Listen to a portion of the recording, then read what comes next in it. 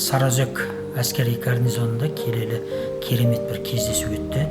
Әскерилермен, осы жердегі солдаттармен, жүздеген шақты адамдармен кездестік.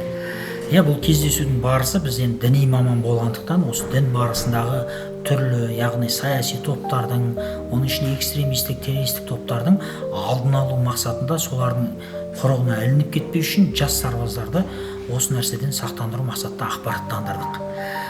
Бір жағынан ол кісілердің де бір көңіл күйін байқадық. Әрине әскерилердің жас болғаннан кейін жанып тұрған жалынды жастардың көңіл күйлері байқалады.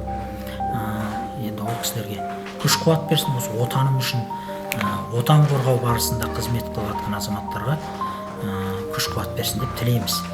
Енді басты мақсатымыз осы елдегі тұрақтылық пен тыныштық және заңға құрмет көрсету.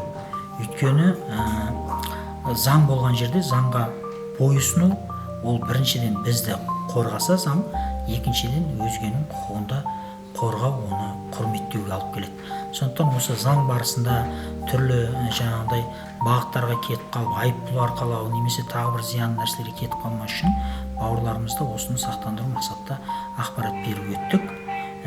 Жалпы осы жиын пайдалы болды деп ойлаймын.